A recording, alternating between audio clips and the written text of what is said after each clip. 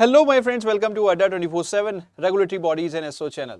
I am your mentor Veer and I am here with a very interesting and a very technical video.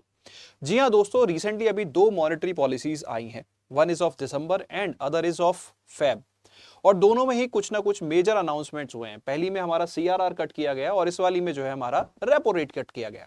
तो उसके पीछे क्या technical background है वो हम यहाँ पे सीखेंगे. उसके क्या इंप्लीकेशंस होंगे वो भी हम यहाँ सीखेंगे. तो बहुत ही ज्यादा इंपॉर्टेंट है. चलिए दोस्तों, without wasting any time let's get started. But start करने से पहले एक छोटी सी रिक्वेस्ट रहेगी दोस्तों, जल्दी से चैनल को सब्सक्राइब कर लो एंड वीडियो को लाइक कर दो.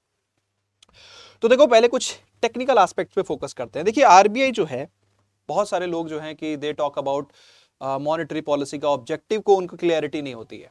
ठीक है, अगर आप आरबीआई एक्ट का सेक्शन 45Z भी देखोगे तो there is monetary policy committee जो मॉनेटरी पॉलिसी टूल्स का यूज करते हुए इन्फ्लेशन टारगेटिंग करती है. Is required to achieve the inflation target. तो गवर्नमेंट ने जो आरबीआई को इन्फ्लेशन टारगेट दिया होता है, to be precise monetary policy committee को जो इन्फ्लेशन टारगेट दिया होता है, जो कि हमारा 2 से 6% के बीच में होता है या 4 ± 2% होता है, वो टारगेट है हमारा प्राइमरी ऑब्जेक्टिव. ग्रोथ, अगर हम प्राइमरी ऑब्जेक्टिव अचीव करने के बाद ग्रोथ को स्टिमुलस दे सकते हैं तो definitely that would be our secondary objective. But primary objective जो मैंडेटेड ड्यूटी है वो इन्फ्लेशन टारगेटिंग है. इस क्रक्स को यहां पे याद रखना. ठीक है, अब हम आते हैं मेजर पॉइंट्स पे which is related to CRR and SLR. ठीक है, तो आई थिंक अब आपको ऑब्जेक्टिव क्लियर हो गया कि जब आरबीआई मॉनेटरी पॉलिसी परफॉर्म कर रहा होता है, फंक्शन परफॉर्म कर रहा होता है, तो in that capacity the primary objective is to have price stability and secondary could be growth. तो हमें सबसे पहले जो मैंडेटेड गोल है वो अचीव करना है कि इन्फ्लेशन को एक बैंड विड्थ में विच इज 2 to 6% के बीच में मेंटेन रखना है. ठीक है, अब यहां पे जो सीआरआर कट किया गया, ठीक है, तो सीआरआर क्या होता है? Cash reserve ratio. हमें पता होना चाहिए. तो cash reserve ratio basically banks को certain percentage of their NDTL has to park with the RBI. अभी जो कैश रिजर्व रेशो था, जो वो कैश आरबीआई के पास पार्क करते थे, दैट वाज 4.5%. लेकिन दिसंबर की जो हमारी मॉनेटरी पॉलिसी थी उसमें उन्होंने बोला कि 2 फेजेस में हम इसको रिड्यूस कर देंगे टू 4%. और जिसकी वजह से सपोज पहले आप 4.5 ज्यादा कैश मेंटेन करते थे आरबीआई के पास, अब आप 4% करोगे, यानी कि 0.5% कैश आपका रिलीज हो जाएगा आरबीआई की तरफ से. तो ये जो स्टेप था, इसकी वजह से कितनी लिक्विडिटी बैंकिंग सिस्टम में आएगी? आरबीआई ने बोला ऑलमोस्ट 1.16 लाख करोड़ की जो आपकी लिक्विडिटी है वो यहाँ पे बैंकिंग सिस्टम में आएगी. ठीक है, इतना पैसा जो है फ्री हो जाएगा. तो जब यहाँ पे लिक्विडिटी इंजेक्ट हो रही है, ठीक है, उससे पहले मंथ का अगर हम इन्फ्लेशन का टारगेट देखें, ठीक है, तो वो भी जो है हमारा कहीं ना कहीं हमें देखना बनता है, क्योंकि दैट वाज अराउंड 5.something%. तो आरबीआई जब लिक्विडिटी इंजेक्ट कर रहा है तो यार फिर तो इन्फ्लेशन बढ़नी चाहिए. लेकिन इन्फ्लेशन ऑलरेडी हायर साइड थी, लेकिन इन्फ्लेशन ज्यादा क्यों नहीं बढ़ी? द थिंग इज डिमांड नहीं आ रही थी, क्योंकि already repo rate was on the higher side. Repo rate was on the higher side. तो लोग हायर रेट्स पे क्यों लोन खरीदेंगे? ठीक है, तो द प्रॉब्लम वाज डिमांड. ठीक है, लेकिन ऐसा भी नहीं है कि डिमांड नहीं आ रही थी. ठीक है, अब आपको देखना पड़ेगा कि जब आरबीआई ने ये यहां पे इनिशिएटिव लिया है तो इसके पीछे कुछ ना कुछ लॉजिक होगा.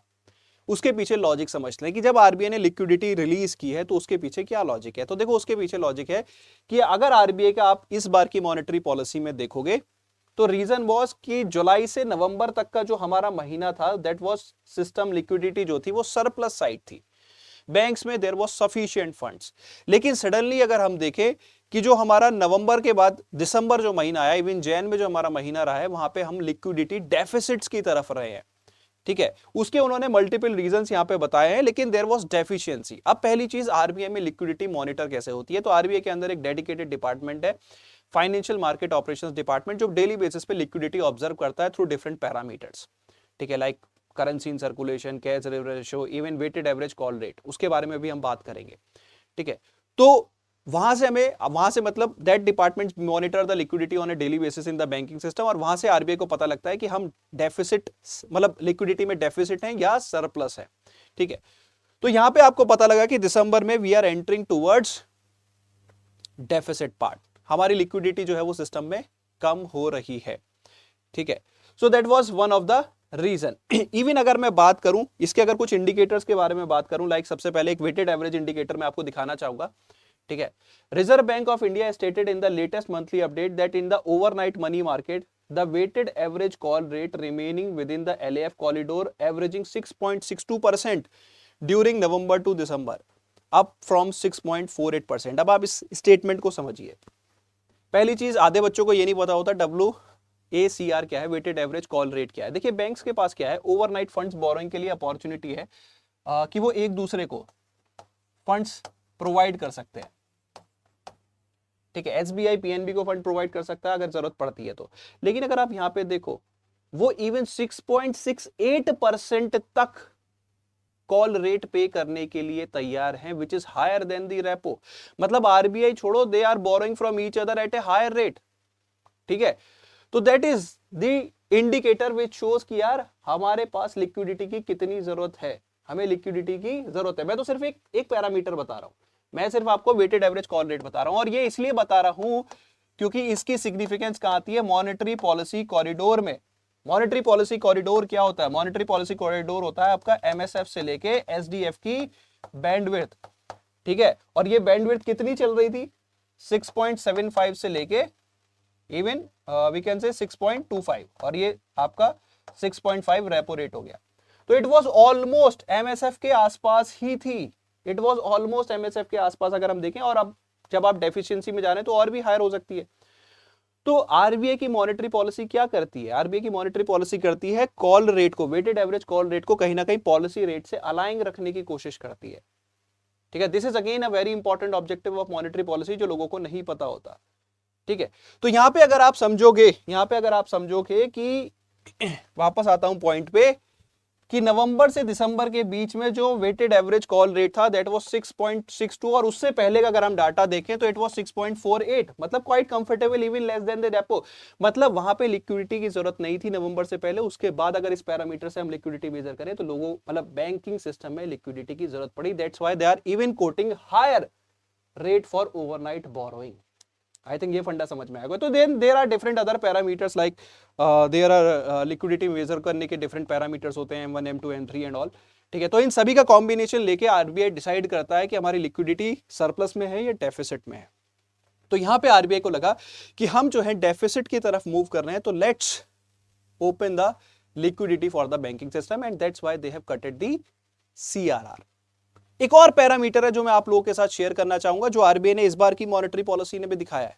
ठीक है, द थिंग इज, अगर आप ऑब्जर्व करोगे, देखो हर चीज अगर आप ऑब्जर्व करो तो बड़ा क्लियर इंडिकेशन आता है। देखिए, the system level financial parameters of schedule commercial bank continue to be healthy, मतलब हमारे जो फाइनेंशियल पैरामीटर्स हैं वो कंटिन्यू हेल्दी हैं। लेकिन जब सब कुछ हेल्दी है तो आप हाईलाइट क्या कर रहे हो, आप समझो, किसी भी चीज को जब आप हाईलाइट करते हो मतलब वहां पे कोट करना कुछ सिग्निफिकेंट है। ठीक है, the credit deposit ratio for the banking system at the end of January was 80.8%, broadly similar to the September data।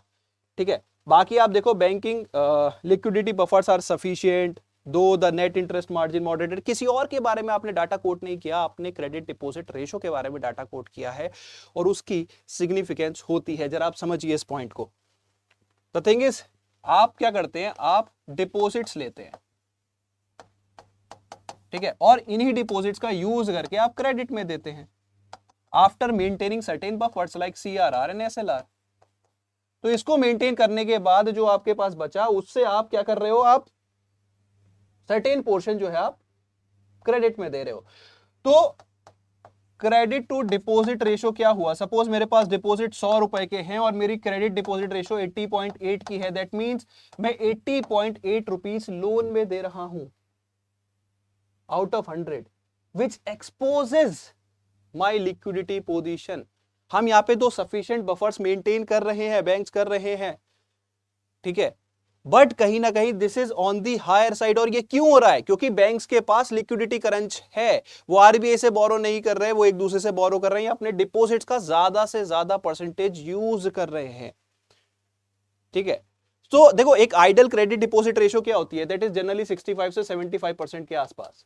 इससे ऊपर अगर आप जा रहे हो तो यू आर एक्सपोजिंग योरसेल्फ। ठीक है, वैसे मैं कहूंगा कि ये बफर जब आप मेंटेन कर रहे हो तो कोई ऐसा एक्सपोजर नहीं है कि 80% क्रॉस नहीं कर सकता, बट कहीं ना कहीं साइन है कि there is a liquidity crunch in the system, जिसकी वजह से अपने डिपॉजिट्स को वो एक्सट्रीम तक यूज करना चाहते हैं।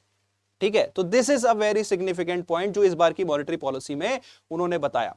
तो यानी कि जो दिसंबर में आरबीआई ने यहाँ पे सीआरआर को कट किया था, उसके आई थिंक डिफरेंट पैरामीटर्स के हिसाब से, चाहे वो वेटेड एवरेज के हिसाब से आप लिक्विडिटी देख लीजिए, जहां पे बैंक्स हायर रेट पे कोट करने के लिए तैयार थे फॉर लिक्विडिटी, एंड चाहे वो आप क्रेडिट डिपॉजिट रेशियो से इंटरफेरेंस निकालिए कि ये जब हायर साइड जा रही है मतलब बैंक्स अपने डिपॉजिट्स को ज्यादा से ज्यादा यूज कर रहे हैं, that means there is deficiency in the system.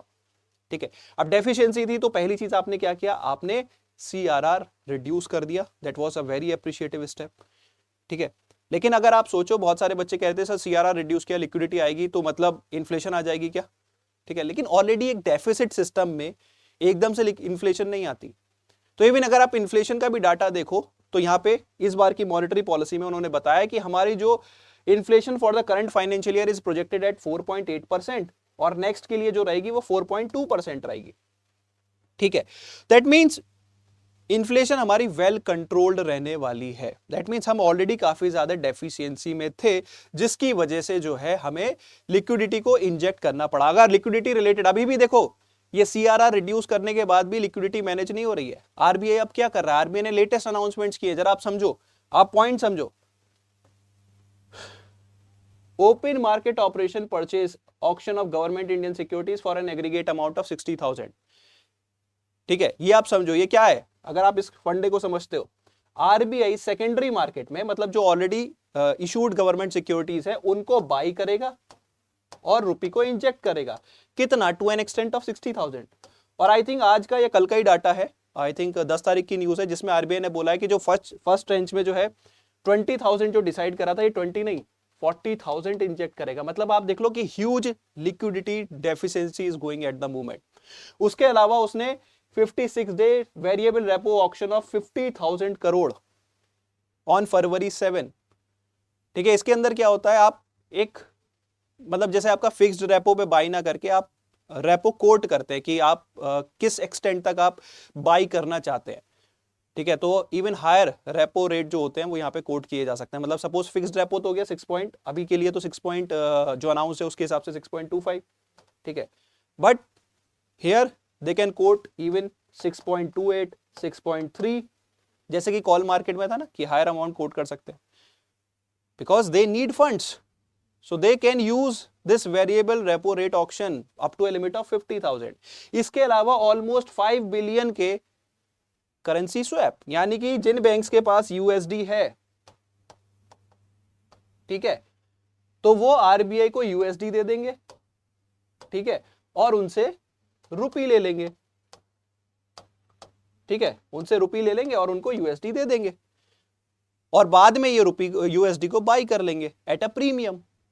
ठीक है, तो मैं आपको एक छोटा सा मैकेनिज्म समझा देता हूं, वैसे एक वीडियो में मैंने पहले भी समझाया था। होता क्या है ऑपरेशन, किस तरह से होता है, जैसे 5 बिलियन के यहाँ पे हम यूएसडी रुपी स्वैप के बारे में बात कर रहे हैं, तो एसबीआई क्या करेगा, सपोज एक एग्जांपल ले लेते हैं, एसबीआई 5 बिलियन यूएसडी जो है, एक नंबर लेते हैं, ठीक है, वो आरबीआई को दे देगा, और उसके इक्विवेलेंट जो करंट एक्सचेंज रेट चल रहा है, सपोज अभी चल रहा है 86, 87, हम एक नंबर ले लेते हैं 86, तो उस कन्वर्जन रेट के हिसाब से जो है रुपी आरबीआई एसबीआई को दे देगा। ठीक है, इसको हम बोलेंगे स्पॉट रेट, और उसके बेसिस पे ये एग्रीमेंट कर लेंगे कि एक फ्यूचर डेट में आरबीआई ये यूएसडी वापस ले लेगा, मतलब एसबीआई जो है वो यूएसडी वापस ले लेगा और रुपी एब्जॉर्ब कर लेगा। जैसे हमारा रेपो ऑपरेशन होता है, गवर्नमेंट सिक्योरिटीज देके फंड्स बोरो कर लिए जाते हैं, सो एंड, ठीक है, तो वही प्रोसेस है। लेकिन जो फ्यूचर में जब आरबीआई यूएसडी बाई बैक करेगा तो एक्सचेंज रेट डिफरेंट होगा, और वो कितना होगा जो ये एग्रीमेंट में डिसाइड करेंगे, and it is generally higher, क्योंकि जो हमारा फॉरवर्ड रेट होगा, जो कि बेसिकली इन दोनों के एग्रीमेंट का रेट है, वो होता है आपका spot rate plus premium. Premium मतलब वो एक्स्ट्रा अमाउंट जो आप पे कर रहे हो यूएसडी को रुपी में कन्वर्ट करने के लिए, जो बेसिकली आप ये जो बोरोइंग कर रहे हो अंडर दिस एग्रीमेंट, स्वैप के अंदर भी आप बोरोइंग कर रहे हो, ठीक है, तो वो यहां पे होगा।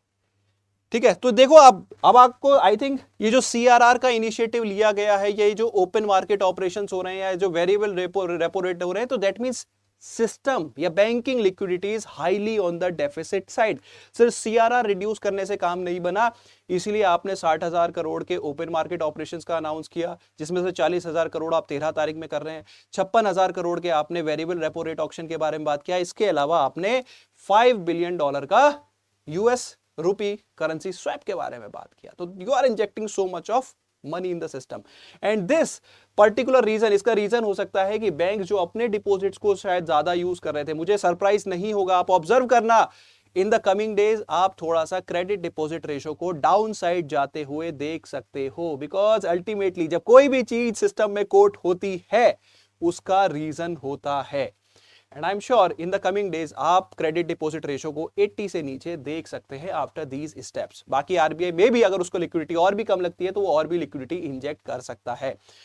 तो ये तो था कारण जो सीआरआर रिड्यूस किया एंड उससे लिंक अप जो फर्दर एस्पेक्ट्स यहां पे लिए और वो क्यों लिए, आई थिंक अब आपको उसका टेक्निकल एस्पेक्ट समझ में आ गया होगा। आया है तो जल्दी से चैनल को सब्सक्राइब कर लो, वीडियो को लाइक कर दो। नेक्स्ट इंपॉर्टेंट पॉइंट, जो रेपो रेट यहां पे हमने कट किया है, ठीक है। तो देखो रेपो रेट अगेन, अब आपको इन्फ्लेशन का डाटा के बारे में बोले तो देखो प्राइमरी ऑब्जेक्टिव था इन्फ्लेशन को कंट्रोल में रखना, तो इन्फ्लेशन हमारी आ गई कंट्रोल में 4.8 और नेक्स्ट हमारी और डाउन साइड जा रही है विच इज 4.2, यानी कि इन्फ्लेशन कंट्रोल में रहने वाली है। लिक्विडिटी बढ़ाने से कोई बहुत ज्यादा इंपैक्ट नहीं आ रहा क्योंकि ऑलरेडी सिस्टम डेफिशिएंसी में है, वो समझ में आ गया। तो यानी कि अब यहां पे हमें डिमांड क्रिएट कर सकते हैं, हमारे पास अपॉर्चुनिटी है and that's why RBI has reduced the repo rate. Repo rate reduce करने से क्या होगा, देखिए लिक्विडिटी तो ठीक है अपने एंड पे इंजेक्ट होगी, लेकिन डिमांड कहां से आएगी, आप लोन कब लोगे, जब लोन सस्ते होंगे। और देखो बहुत सारे लोगों को कंफ्यूज रहती है कि बैंक्स जो है वो फंड्स बोरो करेंगे आरबीआई से और जब आरबीआई से बोरोइंग सस्ती हो गई तो लोन सस्ते हो गए। The thing is not every kind of loan get subsidized. Simple सा है, अगर आप देखो जो फ्लोटिंग लोन्स होते हैं जनरली, जो लॉन्ग टर्म लोन्स होते हैं like housing loans and all, वो सस्ते होते हैं, ठीक है। तो वहां पे अगर आप देखो, क्योंकि वहां पे क्या होता है, आपका जो लोन्स होते हैं they are generally link up with external benchmark, ठीक है। तो जो एक्सटर्नल बेंचमार्क लिंक्ड रेट्स होते हैं जिन लोन्स में, लाइक आपका यहाँ पे repo rate as a benchmark आप यूज कर सकते हो। Then there are financial benchmarks जो कि एफबीआई एडमिनिस्टर करता है, उनसे लिंकअप हो सकता है आपका लोन। तो अल्टीमेटली आपका किसी एक्सटर्नल बेंचमार्क से अगर लिंकअप लोन है तो आपके लोन सस्ते हो जाएंगे रेपो के घटने से, ठीक है। तो this would be the thing, अगर रेट सस्ते हो जाएंगे तो डेफिनेटली जो है लोन्स की डिमांड आएगी, ठीक है। डिमांड तो देखो कहीं ना कहीं अभी भी है, तभी लिक्विडिटी क्रंच है, बट ज्यादा डिमांड आएगी, ठीक है, क्योंकि सस्ते हो जाएंगे, रिटेल साइड डिमांड आएगी, ठीक है। So that would B an important aspect. तो रेपो रेट सस्ते होने से डिमांड आएगी एंड अगेन जो इन्फ्लेशन हमारी डाउन साइड जा रही है शायद वो थोड़ा सा, उसको थोड़ा सा मे बी अगर ज्यादा डिमांड आती है, लिक्विडिटी अगेन आरबीआई मैनेज करेगा, ठीक है। तो वहां पे फिर हमें इन्फ्लेशन को चेक करना पड़ेगा। अदरवाइज जो करंट सिनेरियो उसको देखते हुए जो आरबीआई के प्रोजेक्शंस हैं, आई थिंक अभी एकदम तो आरबीआई वापस से मे बी और भी डाउन रेट कर सकता है इन फ्यूचर, जो हमें करंट प्रोजेक्शंस दिख रहे हैं। क्योंकि इवन हमें जीडीपी को, सेकेंडरी गोल क्या था, जीडीपी, उसको सपोर्ट करना है, which is again quite on the lower side compare to our requirements. मैं ये नंबर इसलिए लो बोल रहा हूं क्योंकि ग्लोबली नंबर तो बहुत अच्छे हैं, लेकिन हमारा टारगेट कितना है, हमारा टारगेट है 8% का। तो भैया ग्रोथ को भी सेकेंडरी ऑब्जेक्टिव को अब हम अचीव कर सकते हैं क्योंकि हमने प्राइमरी ऑब्जेक्टिव अचीव कर लिया, तो उसके रिगार्डिंग हमने लोन सस्ते कर दिए, ठीक है। तो दिस इज द रीजन। तो आई थिंक दोस्तों ये जो टेक्निकलिटीज थी, जो रिसेंट इतना सारे इनिशिएटिव्स आरबीआई ले रहा है, ये जो ऑपरेशंस कैरी आउट कर रहा है, ये क्यों करता है, या इस तरह की जो न्यूज टाइम टू टाइम आप देखते रहते हो, अब आपको समझ में आया होगा। आरबीआई के पास एक डेडिकेटेड डिपार्टमेंट है जो लिक्विडिटी को मॉनिटर करता रहता है and then there are certain parameter जिनसे आप खुद भी ऑब्जर्व कर सकते हो, like weighted average call rate, ठीक है। अगर वो ज्यादा ही हायर साइड जा रहा है या मॉनेटरी पॉलिसी कॉरिडोर से बाहर निकल रहा है, मतलब कहीं ना कहीं लिक्विडिटी प्रॉब्लम है। या फिर क्रेडिट डिपॉजिट रेशियो, अगर आप अपने डिपॉजिट का ज्यादा एक्सटेंट जो है वो यूज कर रहे हो तो दैट मींस लिक्विडिटी क्रंच है। या फिर there are direct parameters also like M1 M2 M3 and M4। तो इन सब का कॉम्प्रिहेंसिवली यूज करके आरबीआई लिक्विडिटी डिटेक्ट करता है एंड लिक्विडिटी को फिर अगेन इंजेक्ट या फिर टेक आउट करता है सिस्टम से, ठीक है। तो this is about this session. I hope ये जो टेक्निकल एस्पेक्ट थे समझ में आए हो। थोड़ा सा सेशन लेंथी हो गया but it was required for this. इसी तरह के इंपॉर्टेंट सेशंस के लिए जुड़े रहो हमारे साथ Adda 24/7 regulatory bodies and SO channel पे। और सेशन पसंद आया करे तो प्लीज एक कमेंट जरूर करा करो। इतने टेक्निकल कोर कंसेप्ट्स आपको आई डोंट थिंक मिलेंगे easily for on any of the regulatory channel we can say. बाकी आपकी चॉइस है, जो आपको पसंद आए वैसे फॉलो कीजिए, ठीक है। एक छोटी सी रिक्वेस्ट रहेगी, अगर आप किसी भी रेगुलेटरी एग्जाम की प्रिपरेशन कर रहे हो दोस्तों, तो गूगल प्ले स्टोर से हमारा ऐप डाउनलोड कर लो। अगर आपको आरबीआई वेबसाइट की कवरेज चाहिए, सर्कुलर्स वगैरह की, तो ऐप के ऊपर मैं आपको मेरा ग्रुप है फाइनेंस बाय वीर से, जिसमें आपको पीडीएफ प्रोवाइड कराता रहता हूं, banking and finance, current affair, RBI websites and all. तो इसको जल्दी से फॉलो कर लो। एंड अगर आप हमारे किसी कोर्स में एनरोल करना चाहते हो तो I would suggest go with the bank Mahapack plus. एक ही कोर्स के अंदर multiple regulatory and banking exams की कवरेज, तुम एंड इस कोर्स को अफोर्डेबल बना सकते हो यूजिंग द कोड Y581। तो use this code, get the maximum discount and start your preparation for RBI right now. इसी के साथ सेशन करते हैं wrap up. Thank you so much, see you in the class.